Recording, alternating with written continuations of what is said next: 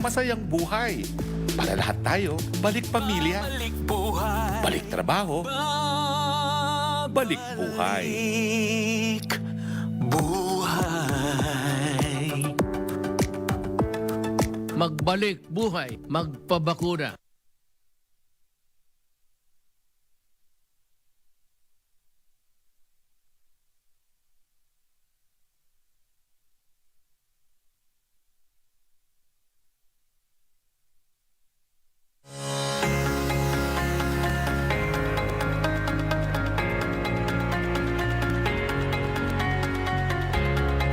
Hindi naman lahat may malakihan na sakahan. Mostly kasi mga small farmers lang. Problema mo pa kung magbabayad ka ng irrigation fee. Nung pumasok na yung irrigation law, then nagkaroon na kami ng kapanatagan ng loob.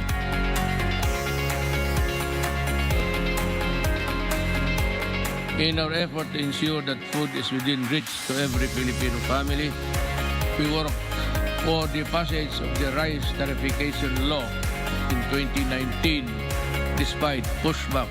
This resulted in the stabilization of rice supply and food prices.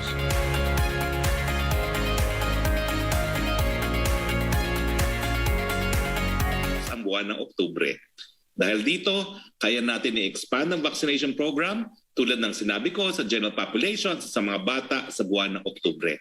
Kung hindi po na-ere yung sinabi ko na kauna-unahan, ang good news po, inaprobahan na po ni Presidente ang pagbabakuna sa general population simula po ng buwan ng Oktubre.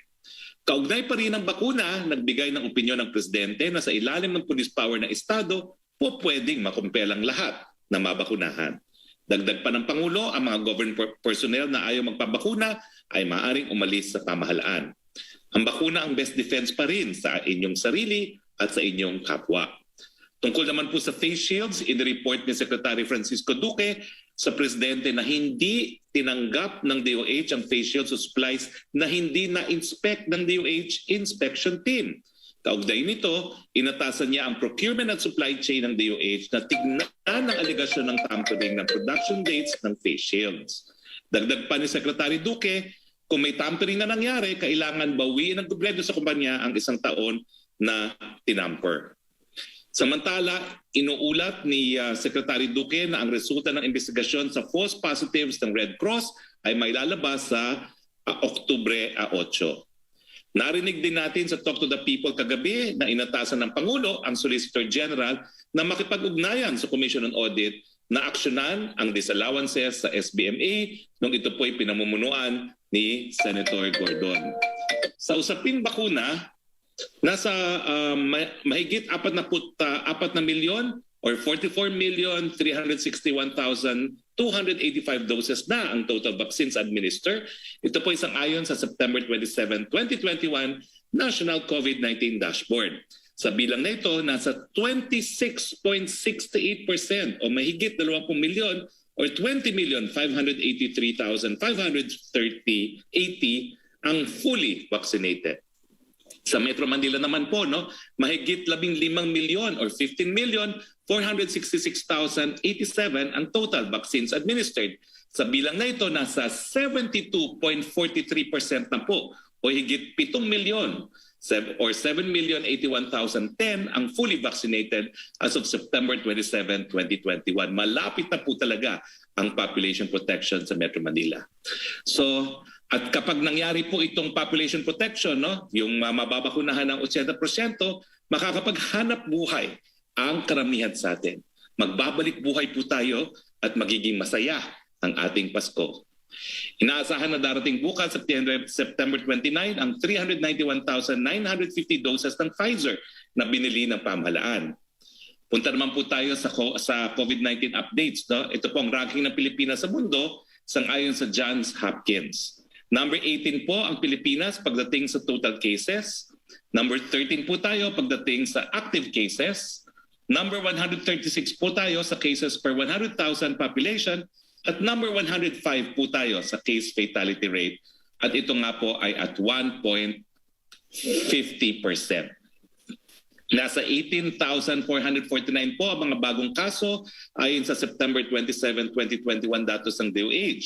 Nasa higit 2 milyon or 2,313,412 ang mga gumaling. Patuloy ang pagtaas ng recovery rate, nasa 92.2% po ito. Samantala, malungkot po namin binabalita na nasa 37,494 ang binawian ng buhay dahil sa coronavirus. Nakikiramay po kami. Ito naman po ang kalagayan ng ating mga ospital, no? Sa buong Pilipinas, 75% po ang utilized ICU beds. Sa Metro Manila, nasa 77% po ito. Sa buong Pilipinas, 64% ang utilized isolation beds. Sa Metro Manila, 55% po ang utilized isolation beds. Sa buong Pilipinas, 68% ang utilized ward beds. Sa Metro Manila, nasa 65% po tayo. At sa buong Pilipinas, 54% po ang nagagamit ng mechanical ventilators. Sa Metro Manila, ito po ay 58%. At sa iba pang mga bagay, ang 20 pesos na banknote o paper bill ay nananatiling legal tender. Meron po kasing fake news na kumalat na hindi na raw ito kikilalanin bago matapos ang taon. Wala pong katotohanan ito. Magagamit pa rin ang 20 pisong papel kasama ang 20 pisong coin. Dito po tayo nagtatapos ng ating presentasyon. Kasama po natin ngayon, walang iba kundi ating Presidential Assistant for Entrepreneurship, Secretary Joey Concepcion. Secretary Joey Concepcion, ako po ay kaisa ng pribadong sektor na kinakailangan ang itaguyod natin ay yung total health, no? Mapababa ang kaso ng COVID at maiwasan ang pagkagutom. Ngayon po ang halos 75% na ang nabakunahan dito sa Metro Manila. Ano po yung mga suhestyon ng pribadong sektor para po buksan pa ng mas malaki ang ekonomiya, at least dito po sa Metro Manila? Well, malapit na tayo sa fourth quarter next week, no? Beginning October. So, ang hinihingi ng private sector, bago yan, may meeting kami kahapon, Harry, with the medical groups, no? Kasama yung Philippine Medical Association. And we presented to them, and lahat ng mga sector, katulad ng mga restaurants, mga spa, mga salons, mga gyms, at ay humingi ng na sana dapat ipalagay na natin sa level 3 pagpasok natin sa fourth quarter. Alam naman natin sa fourth quarter itong talagang pwede magbawi ng sa mga negosyante, mga lugi nila. So tataas dito yung consumer spending dahil sa Christmas, no? At palagay ko election spending. So importanteng quarter na to na sana ipalagay na ang quarantine ibaba sa level 3. Pero ang sinuggest ko lang kay Secretary Galvez, yung level 4 kasi is only for fully vaccinated, no? Pero sa level 2 at 3, they are allowing both unvaccinated and vaccinated. So siguro dapat i-consistent application in level 3 for fully vaccinated para pwede na natin buksan yung economy at baka pwede pang itaas yung capacity para sa mga negosyante. Hindi lang 30%, baka pwedeng hindi lang itaas.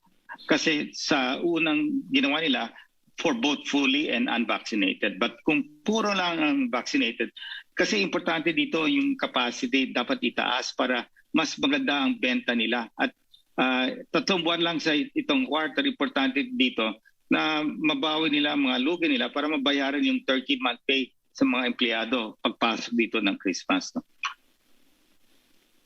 Okay, maraming salamat Presidential Advisor for Entrepreneurship, Joey Concepcion. No? Hayaan niyo po, yan po ay tatalakayan sa IATF at isa po tayo sa susuporta doon sa inyong mungkahi. Bago po tayo magpatuloy, no, mukhang na-late daw po yung ating Facebook broadcast. So auditing ko lang po, magsisimula na po ang pagbabakuna sa general population itong buwan ng Oktubre. Ito po inaprubahan na ng Pangulo sang-ayon po sa advice ni Vaccine Czar Cardito Galvez. At magsisimula na rin po ang ating pagbabakuna ng ating mga kabataan, pero ang ating hinihikayat ngayon ay magpa-master listing na po ang mga magulang ng mga kabataan para mapalistahan na yung mga kabataan pag nagsimula na po tayo. Inaasahan po natin magsisimula rin tayo sa buwan ng Oktubre. Aprobado na rin po yan ng ating presidente. Okay, pumunta na po tayo sa ating open forum. Go ahead, Yusek Roque. Yes, good afternoon, Secretary Roque and Secretary Concepcion. From Chris Jose of Remate Online, nabanggit po ni Pangulong Duterte sa kanyang talk to the people na kung magmamatigas pa rin ang karamihan sa mga Pilipino ay maaaring mapilitan ng gobyerno na gumamit ng police power upang pwersahin ang mga mamamayan na magpaturok. Ito na po ba sa tingin ninyo ang pinaka-effective na hakbang para makumbinse ang mga tao na magpabakuna para ma-achieve ng bansa ang herd immunity? Wala bang lalabagi na karapatang pantao sa hakbang na ito? Marami na pong mga desisyon ng ating Korte Suprema, pati po sa Estados Unidos, na basta meron pong batas, pwede po talagang ipatupad yan. So ilagay po natin sa konteksto, no? Talaga pong merong kapangyarihan ng Estado na gumamit ng police power para itaguyod ang ikabubuti ng karamihan. No? Pero pagdating po dyan sa bakuna, antayin po natin, no? Dahil kinakailangan din natin ng pulisiya. Opo. From Lanes Kapanti ng GMA News Online, would the President reconsider VP run in 2022 given majority of Filipinos say such run in contrary to Constitution's intent? Well, alam niyo po, abogado rin naman ng Presidente at siguro ang importante ay yung mga abogado ay magkaroon ng kanya-kanyang mga opinyon. At sa tingin niya, hindi po yan labag sa saligang batas kasi wala pong express na prohibition and therefore it is allowed. Pero masasabi ko lang po, sensitibo po ang Presidente sa pulso ng taong bayan. Antayin na lang po natin ang kanyang pinal na desisyon. Opo. Ang sunod na tanong mula kay MJ Mondejar ng SMNI News. For Secretary Roque, you were invited by Kabayan Party List Representative Ron Salo na maging keynote speaker sa kanilang Courage to Career webinar project. Ano ang response nyo dito given na may history na misunderstanding kayo ni Representative Salo? Regrets po. Thank you, Secretary Roque. Ang susunod po magtatanong si Mela Lesmoras ng PTV via Zoom. Go ahead, Mela. Hi, good afternoon, Secretary Roque at kay Secretary Concepcion. Secretary Roque, follow-up lang muna po dun sa general population vaccination. May I just clarify, paano po yung magiging sistema dito? Can you just walk us through? Magiging priority pa rin po ba yung ibang mga priority sectors or paano po yung mga magiging sistema? I'm sure yung mga kababayan natin curious kung paano yung dapat nilang gawin dito. Gaya na akin sinabi, no, antayin natin yung detalye. Pero yung mga A1, A2, A3, hindi naman po mawawala ang kanilang priority. Magkakaroon po tayo ng express lane para sa kanila. Pero ang importante lang, dahil nandyan na po ang supply at ang naging problema naman natin dati ay kakulangan ng supply, ngayong maraming supply, sisimulan na po natin ang bakunahan ng general population. Opo, and para naman po sa mga bata, kasi sabi nyo, this October din ito po ba ay itataon bago magsimula yung limited face-to-face classes sa ilang panig ng bansa or nakadepende pa rin ito sa supply? Well, ngayon po meron po tayong sapat na supply, no? Pero ang pinaghahandaan po natin, yung master listing pa lang naman. Okay? So pag meron na po tayong master list, antayin po natin ang anunsyo kung sinong mauuna. Opo. And my final question, Secretary Roque, follow-up lang po doon sa naging tanong nga kanina. On SWS survey na nagsasabi nga 60% nga ng adult Filipinos ay naniniwala na yung pagtakbo ni President Duterte sa 2022 would violate the Constitution. Tanong ko lang po kung agree dito yung Malacanang at makakaapekto po ba ito sa magiging pinal na desisyon kung sakali ni Pangulong Duterte? Nasagot ko na po yan sa tingin po ng Presidente at ng maraming mga abogado. Kasama na po ako doon, wala pong ilalabagin sa saligang batas kung siya'y tatakbo sa Vice Presidente. No? Pero ang Presidente naman po ay nakikinig, no, sa pulso ng taong bayan at antayin po natin ang pinanadesisyon. Okay, thank you so much po, Secretary Roque at sa ating kay Secretary Concepcion. Maraming salamat, Mela.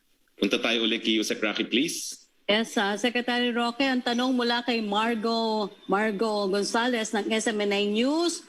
Pipirmahan kaya ng Pangulo ang panukala para sa extension ng voters registration? Wala pa po ang papel sa Malacanang. Pero wala po nakikitang hadlang, no? Unless sa pag-aaral ng legal department ng Office of the Executive Secretary, no, ay merong legal objection. Pero sa tingin ko naman po, walang objection. But I stress na hindi pa po namin natatanggap yung pirmadong kopya ng panukalang batas na yan. Opo. From Jason Rubrico ng SMNI News for Secretary Joey Concepcion, ano po ang assessment ninyo sa unang linggo ng pagpapatupad ng alert level system? Kumusta po ang naging sitwasyon ng ilang mga negosyo nga pinayagang magbukas? Well, syempre, kahit mababa yung capacity, at least they're happy that naumpisa at least pilot test naman to. Pero sana gusto nila itaas yung capacity kasi sa 10%. Hindi yan, yung mga entrepreneurs hindi kikita dyan sa mababang capacity. Pero sa tingin namin, kung mabuksan to at ibawas yung mapunta tayo sa level 3, dyan palagay ko mas maganda para sa mga negosyante na mabawi nila ang mga lugi nila nung ibang panahon na yung unang buwan natin na talagang panay lockdown. No? Thank you, Secretary Concepcion. For Secretary Roque, question from Yellow and CCTV. Did you discuss AUKUS with the President yesterday? What is his reaction? Do you think that AUKUS promotion of nuclear submarine cooperation is a threat to regional security? What role should ASEAN play in maintaining regional peace and security? He said that this will be discussed in the full cabinet meeting, although he expressed concern about a regional nuclear arms race. But he will discuss this further with the cabinet and will come up with a clear position after the meeting of the cabinet. Thank you, Secretary Roque. Susunod po magtatanong si Ivan Mayrina via Zoom. Magandang tanghali, Secretary. Magandang tanghali, Ivan. Binanggit ng Pangulo kagabi sa kanyang Talk to the People yung tungkol sa pag-expire ng mga face shield. In fact, went to the extent of suggesting ways para gawa ng paraan pag nasira yung foam, etc. Pero ang hindi po binanggit ng Pangulo ay tungkol sa punto ng tampering ng production date ng mga ito. What does the President think of that point? Wala ho ba siyang nakikitang bad faith sa bahagi ng Pharmaly dito sa tampering ng manufacture date? Unang-una, Ivan, hindi pa napapatunayan yung tampering. Kinakailangan muna masubstantiate yung allegation. No? So wag muna tayo mag-conclude na karoon ng tampering. Pero ang importante, yung issue na nadanyos ba ang gobyerno. Kasi ang sabi ng Presidente, hindi gaya ng gamot, ang mga plastic face shield naman ay hindi na-expire. So yun po yung konteksto ng sinabi ni Presidente. Wala pong danyos ang gobyerno at ulitin ko po, yung face shield neto ay kabahagi ng 9-piece PPE set na nabili natin for 1,716. So yung confession po ni Ms. Mago, ano ho ang weight nito as far as the President is concerned? Hindi pa po mabigat yan kasi hindi naman po siya talaga yung nagtamper. No? Kumbaga wala siyang personal knowledge. No? So kinakailangan i-substantiate po yan. Okay. Doon naman po sa punto ng restitution na binanggit ni Secretary Duque, how is this process going to be? Should charges necessarily have to be filed para mabawi ho ng gobyerno itong sinasabi ni Secretary Duque na 1 year's worth na tinamper yung production date kung sakaling mapatunayan ito? Ang restitution naman kasi is either magbabayad ng danyos or papalitan. No? So dahil 1 year's worth yun. No? So kinakailangan muna magkaroon ng demand. Pero ito naman, po pwede sigurong pag-demand, mag-comply na ang Pharmaly kung talagang mapapatunayan. Again, kinakailangan po nating linawin, hindi pa po yan pwedeng mapatunayan dahil iisang tao lang pong nagsabi no, na nangyari daw yan at hindi naman siya yung taong gumawa. Mm-hmm. May idea tayo, Sec, kung magkano ang hinahabol natin should it come to it? Hindi ko po alam pa, pero ulitin ko po, the face shield is part of a 9-piece PPE set. Siyempre po, ang pinakamahal dyan, yung PPE mismo at saka yung apron. No?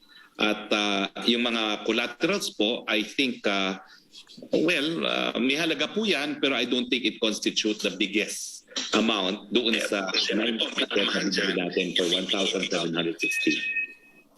Pero Sec, meron ho bang instructions ang presidente to vigorously pursue this? Itong punto na to na nagkaroon ng pag-tamper sa production manufacture date. Hindi na po inantay ng DOH ang order ng presidente at nag-iimbestiga na po sila ngayon as we speak. Okay. Yes, panghuling punto ho. How does the president intend to exercise the police power of the state to compel people to get vaccinated? Ito po ba yung dati na niya nabanggit na arestuhan? Well, kinakailangan po muna ng batas, no? Ang sabi naman niya, yung mga taong gobyerno, kung ayaw nilang magbakuna, wag sila magtrabaho sa gobyerno. So I guess sisimulan ni Presidente yung requirement na kinakailangan bakunado para magtrabaho po sa gobyerno. Pero this is without prejudice po to Congress passing a law kasi ang ating jurisprudence upholds the validity of laws requiring as being mandatory yung pagbabakuna. So is that a cue for Congress to pass a law? Yes, of course. No, that's the jurisdiction of Congress, but the President can always certify an administration bill for such a law. Thank you, Secretary. Thank you, Ivan.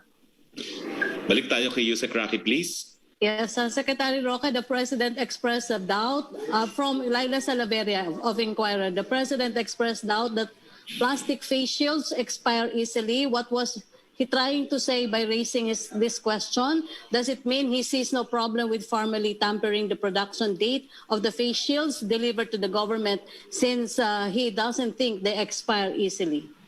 Tama po yun. Ang sinasabi niya, walang danyo sa gobyerno yan dahil hindi naman napapaso ang plastic face shields.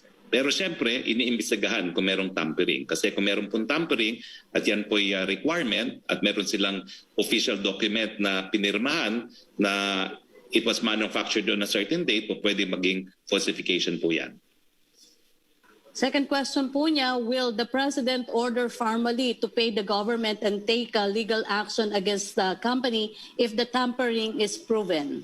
Kapag napatunayan po, of course, we will exercise all our legal remedies. Ulitin ko lang po, this constitutes one of the 9 items na binili natin constituting a PPE set. From Maricel Halili of TV5, kung mapapatunayan na tampered nga ang shelf life ng face shields, ngayong pina-inspect ulit ito ni Secretary Duque, ano-ano ang posibleng liabilities ng Pharmaly? Will they be blacklisted? May pananagutin din ba ang PSDBM? Well, antayin muna po natin ang resulta ng investigasyon. Pero offhand, iniisip ko po kung meron silang pinirmahan na public document on the date of manufacture, pwede pong falsification yan, pwede rin maging estafa, no? Pero it is only as to the face shield as one of the 9 pieces na dineliver constituting 1 PPE set. Opo. Question pa rin po mula kay Maricel Halili ng TV5. Filing of COC will start on Friday. Ano ang plano sa mga posisyon sa gabinete ng mga babakante? Will the undersecretaries be promoted? That's of course the decision of the President. Ang importante is, miski magkaroon po ng bakante, there will always be an officer in charge habang wala pang bagong appointment na nagagawa ang Presidente. Opo. From Sam Medanilla, for Secretary Concepcion, what is your opinion on the claim that implementing vaccine bubbles, which is seen to promote segregation of the vaccinated and unvaccinated, is discriminatory? First of all, the vaccine bubble is not meant to do that. No, the vaccine bubble is composed of the family bubble and the business bubble. So from the family bubble, the parents are supposed to ensure that their children, their kasambahays, are fully vaccinated. In the business bubble, the CEOs and the managers and the entrepreneurs who own restaurants should also ensure that their employees are fully vaccinated. So the Bakuna bubble is a promotion of more vaccines for the Filipino people, a higher uptake and acceptance. So that is very important in our fight against COVID. And I'm glad that the President made that statement, a strong statement. I don't believe there's any discrimination here when it comes to protecting the unvaccinated. What we are trying to do is protect those that are most vulnerable in this disease. And clearly, if you look at the hospitals, they are full of unvaccinated patients. So that is what we have to try to do, protect them and grant more mobility to the vaccinated, because the economy will not who is going to be the consumer at a time like this? It is those that are protected against, not against infection, but against hospitalization, and that is the vaccinated people. And that's why I believe that we should really encourage every Filipino out there to get the vaccine so that our hospitals will not be overrun, no? And we will not be faced with another lockdown if the hospitals have to be full, and we will be forced to have many more lockdowns. So we should end lockdowns and allow the economy to start to reopen. No? Dadagdagan ko lang yung sa Roque, no? Ang saligang batas po ay nagsasabi under the Equal Protection Clause na individuals similarly situated should be treated alike. So sa isa pong test na ginagamit natin, yung rational basis test, ang tatanungin ng hukuman kung talagang makakarating sa hukuman itong mga bubbles na ito, eh yung distinction ba is based on genuine distinctions. Sa tingin ko po it is.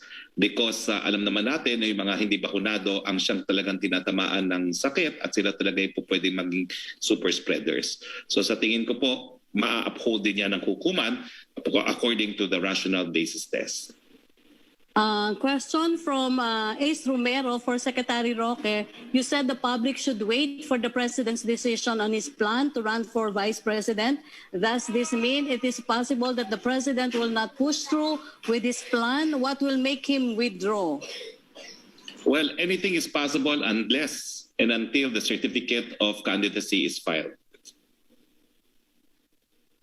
Thank you, Secretary Roque, Secretary Concepcion. Okay, maraming salamat, Secretary Joey Concepcion. Maraming salamat, Yusek Roque. Maraming salamat sa ating mga kasama sa Malacanang Press Corps.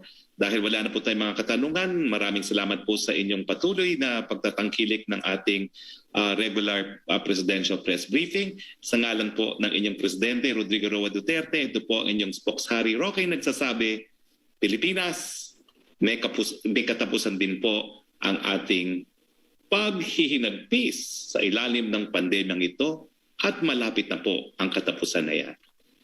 Magandang hapon po sa inyong lahat.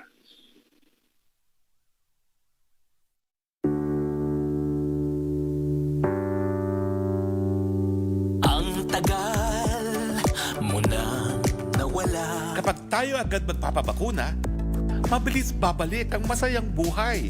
Para lahat tayo, balik pamilya, Balik buhay. balik trabaho, balik buhay. Balik